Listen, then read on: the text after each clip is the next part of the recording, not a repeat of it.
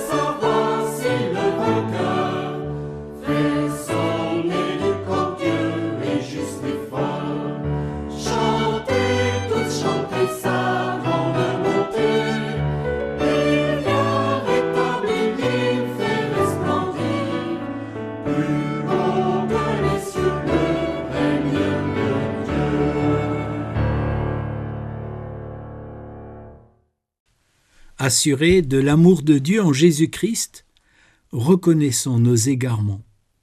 Nous prions. Seigneur, nous te demandons pardon parce que nous sommes trop patients. Notre patience est souvent vide d'attente, de passion, d'espérance. Nous sommes patients à supporter ce que toi, tu n'aurais pas supporté. Nous sommes patients à écouter ce que toi tu aurais refusé d'entendre. Nous sommes patients à refaire ce que tu aurais refusé de faire. Seigneur, nous te demandons pardon parce que nous sommes trop impatients. Notre impatience est souvent vide de sagesse, d'humilité, de paix. Nous sommes impatients d'être approuvés, alors que toi tu t'en remettais à Dieu. Nous sommes impatients d'arriver, alors que toi tu prenais le temps de la rencontre. Nous sommes impatients de consommer, toi qui as donné ta vie. Seigneur, apporte-nous ta libération. Amen. Dans l'évangile de Jean, Jésus témoigne « Je ne mettrai pas dehors quiconque vient à moi. Et celui qui croit en moi a la vie en abondance. Frères et sœurs, Dieu entend la confession de notre cœur. Par Jésus-Christ, notre péché est pardonné. Par l'Esprit Saint, la puissance d'une vie nouvelle nous est accordée. Rendons grâce à Dieu pour son salut. Amen.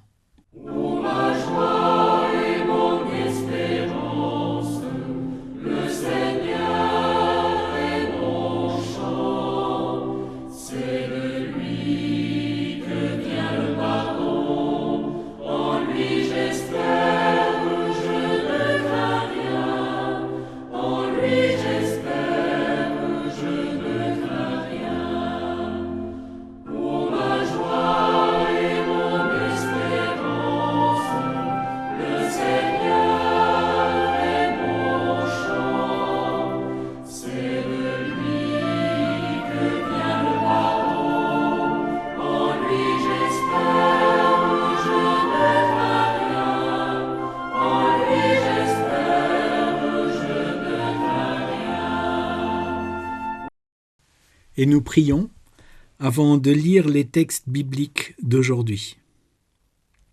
Seigneur, merci pour ta parole, qui n'est pas seulement une parole lointaine pour un temps passé, mais qui est une parole très actuelle. Car même s'il y a beaucoup de progrès technologiques, le cœur de l'être humain a peu changé. Et nous sommes toujours confrontés aux mêmes difficultés, aux mêmes divisions, aux mêmes exclusions que tous ceux qui nous ont précédés. Alors Seigneur, viens par ta parole nous éclairer, viens par ton Esprit Saint nous visiter au plus profond de nous-mêmes, afin de produire chez nous de réels changements de cœur. Amen. Et nous lisons d'abord dans le livre des Proverbes, au chapitre 8, les versets 32 à 36. « Et maintenant, mes enfants, écoutez-moi. Heureux serez-vous si vous suivez mes conseils. Ne rejetez pas mes avertissements. Tenez-en compte et vous deviendrez sages. Heureux ceux qui m'écoutent, qui se tiennent chaque jour à ma porte et qui veillent à l'entrée de ma maison. Celui qui me trouve la vie. Le Seigneur lui donne son approbation. Celui qui m'offense se fait du tort à lui-même. Celui qui me déteste aime la mort. » Et dans la petite lettre à Philémon de Paul, nous lisons les versets 8 à 17. « C'est pourquoi, même si en union avec le Christ, j'ai toute liberté de t'ordonner ce que tu dois faire, je préfère t'adresser une demande au nom de l'amour.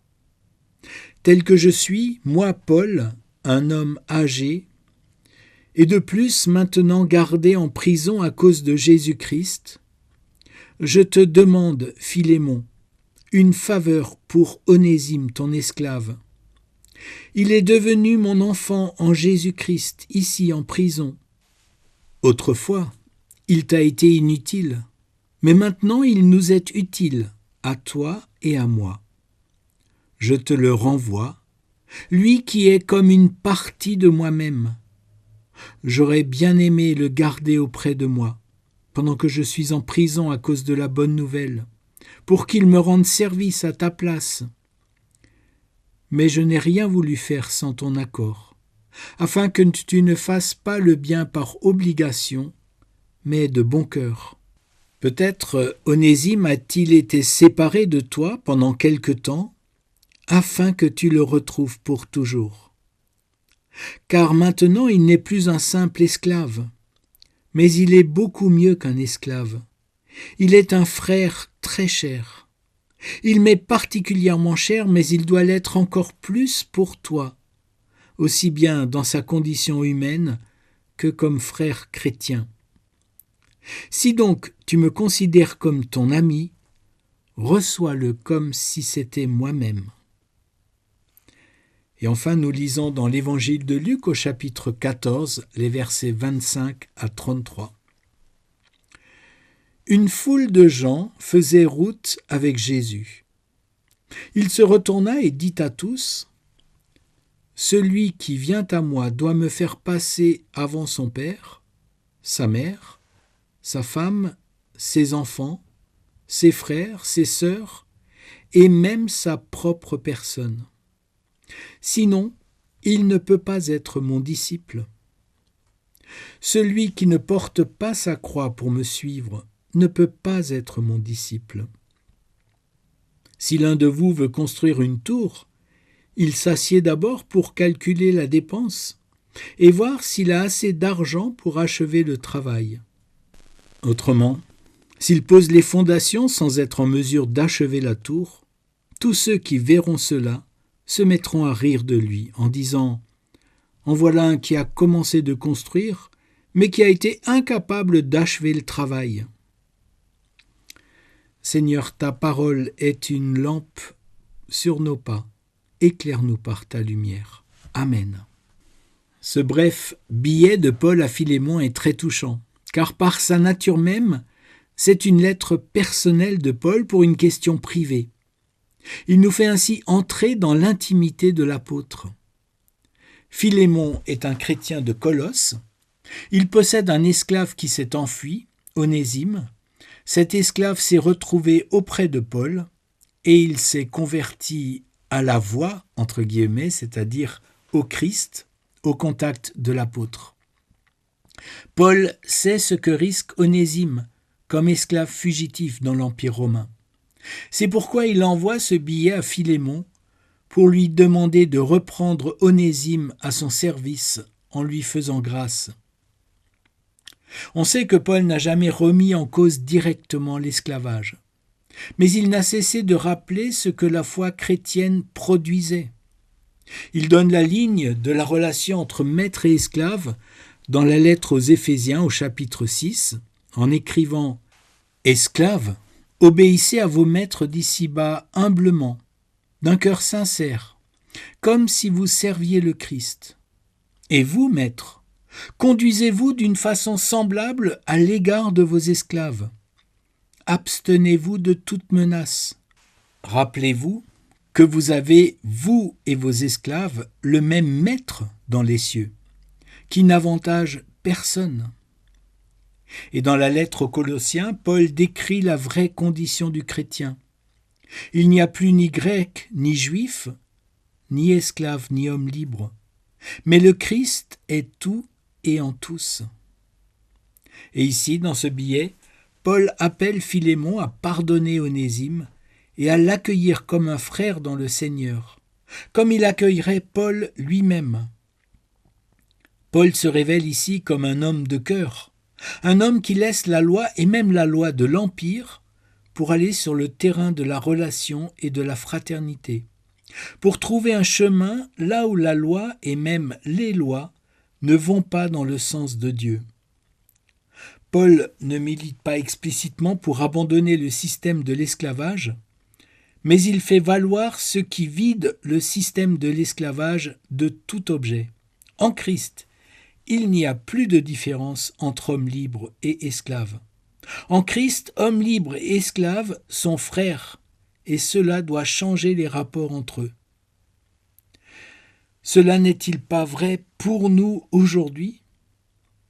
Lorsque je vais visiter une personne très âgée qui ne sait même pas vraiment ce qu'est Internet, qui est en théorie séparée de moi par ce que nous appelons un fossé culturel, le fameux fossé des générations, je peux faire l'expérience d'une profonde proximité, une profonde amitié, une profonde connivence, parce que, au fond, nous vivons et nous partageons la même grâce. Et cela, je trouve toujours que c'est un vrai miracle. La vie de l'Église est une occasion de brassage des cultures, des origines sociales et même des sensibilités spirituelles. Je suis originaire d'un petit village en Alsace, issu d'une famille sans grande éducation, et par la vie de l'Église, j'ai pu rencontrer des personnes totalement différentes de moi. Paul écrit « Peut-être Onésime a-t-il été séparé de toi pour quelque temps, afin que tu le retrouves pour toujours. Non plus comme esclave, mais beaucoup mieux, comme un frère très cher. » Paul, qui venait pourtant d'une tradition qui avait érigé la séparation entre les êtres humains comme une des bases de sa foi, a trouvé dans sa foi au crucifié ressuscité une nouvelle dimension humaine. Les êtres humains, à cause de Jésus-Christ, sont frères et sœurs, faits de la même pâte humaine. Cette pâte reprise, endossée et transformée par Christ. Sur le chemin vers Damas, alors que campé dans la foi de ses pairs, Paul était rempli de haine, quelque chose s'est passé. Il le raconte à plusieurs reprises, comme dans la lettre aux Galates.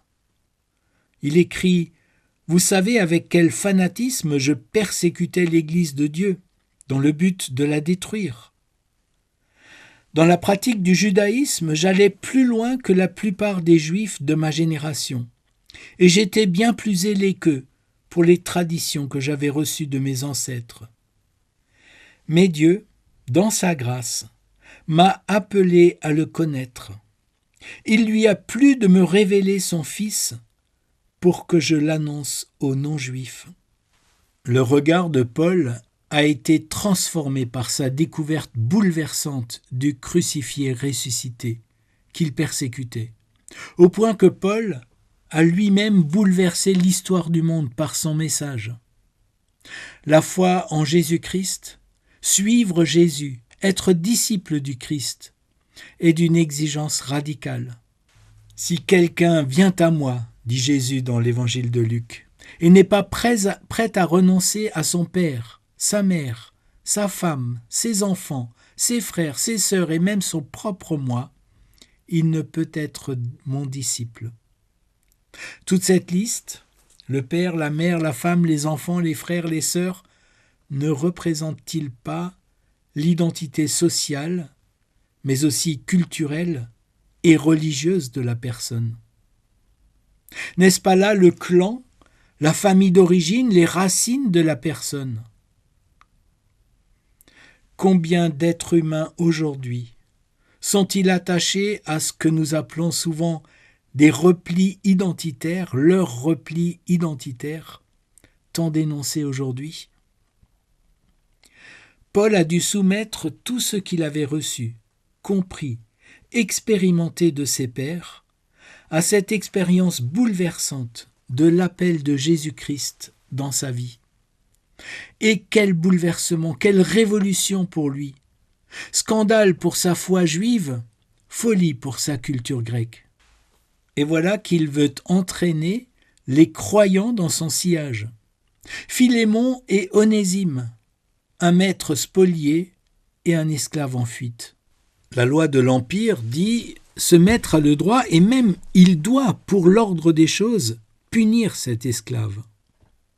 Paul les place face à face et il leur demande, surtout au maître, de changer de rapport entre eux, de passer de la légalité à un autre niveau, de passer du droit strict à la foi. À cause de Jésus-Christ, présent dans la vie de ces deux hommes, leur rapport est appelé à se transformer. Désormais, en pleine contradiction avec la loi et l'ordre de l'Empire, les voici frères, de conditions totalement différentes aux antipodes de la société. Ces deux hommes sont unis par le Christ. Cette expérience doit nous interpeller aujourd'hui encore.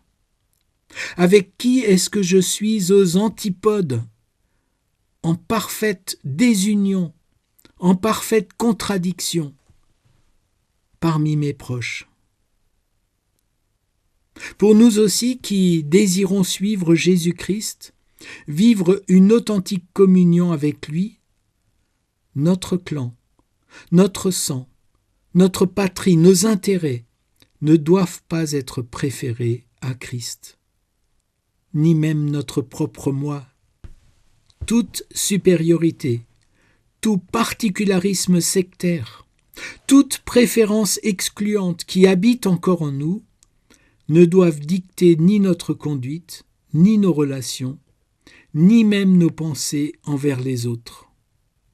C'est le sens du livre des Proverbes qui nous disait ce matin « Celui qui me trouve, trouve la vie, celui qui m'offense se fait du tort à lui-même. » Plus nous faisons l'expérience de la grâce de Dieu en Jésus-Christ envers nous, lui qui a donné sa vie pour nous, alors que nous étions encore pécheurs, plus nous pouvons faire confiance à sa présence qui travaille et habite celui qui est totalement différent de moi. Et ce n'est pas dans une généralité, mais dans des rencontres concrètes que nous sommes appelés à le vivre. C'est en fréquentant concrètement des personnes d'autres confessions de foi, d'autres religions, d'autres catégories sociales, des jeunes, des seniors, des syndicalistes, des banquiers, que nous pouvons traverser les peurs qui nous tiennent si facilement à distance des autres. Depuis 3 ans, le monde vit de crise en crise. Il est dans une profonde crise de civilisation. Et c'est peut-être un de ces moments opportuns, propices, pour rechercher et désigner des boucs émissaires qui porteraient la responsabilité de nos angoisses, sans que nous n'ayons à nous remettre en cause nous-mêmes. Résistons à ces tentations. L'Église est un lieu où ces différentes cultures, ces différences sociales et même politiques sont appelées à faire place à une communion fraternelle qui dépasse tous ces murs de séparation. Car il n'y a plus ni juifs ni grecs, ni cadres ni ouvriers, ni malades ni bien portants, ni sans-papiers ni réguliers, ni anciens ni modernes. Mais le Christ est tout et en tous, et vous êtes dans le Christ. Amen.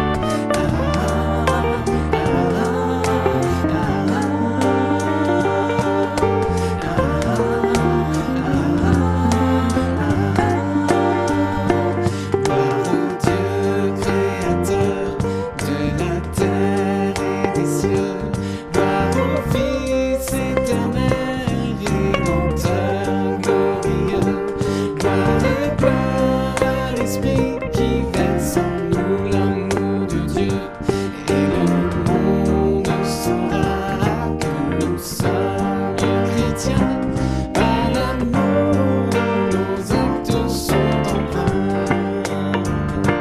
Et le monde saura que nous sommes chrétiens, par l'amour dont nos actes sont empreints. Et par l'amour dont nos actes sont empreints. Et par l'amour dont nos actes sont empreints.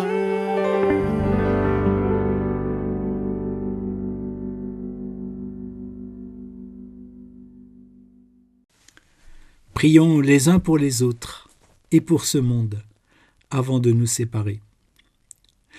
Tu es béni, ô notre Père, toi qui choisis les choses et les êtres faibles de ce monde, pour abattre tout orgueil et manifester ta bonté.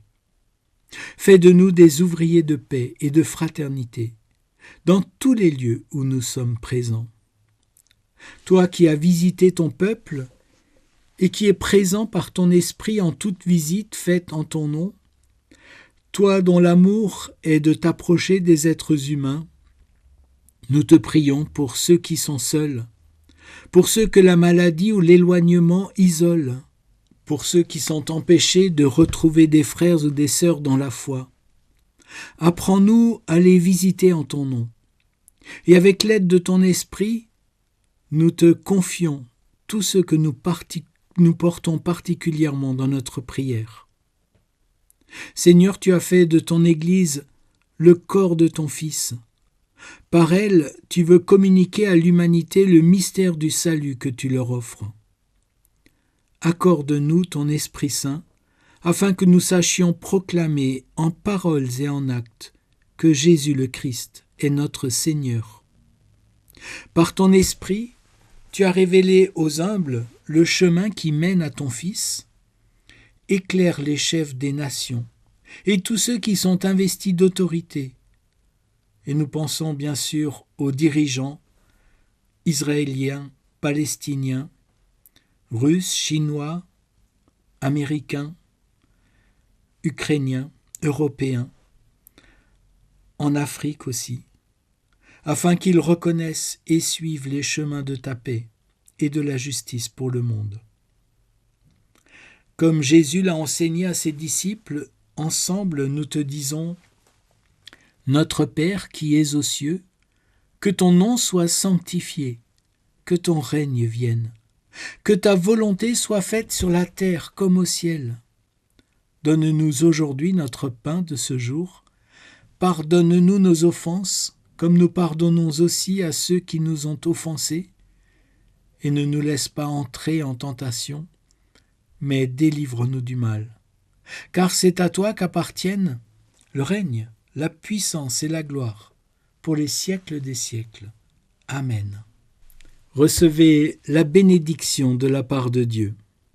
Le Seigneur vous bénit et vous garde, vous et tous ceux que vous portez dans votre cœur. Le Seigneur vous bénit et vous garde, lui qui est Père, Fils et Saint-Esprit. Amen.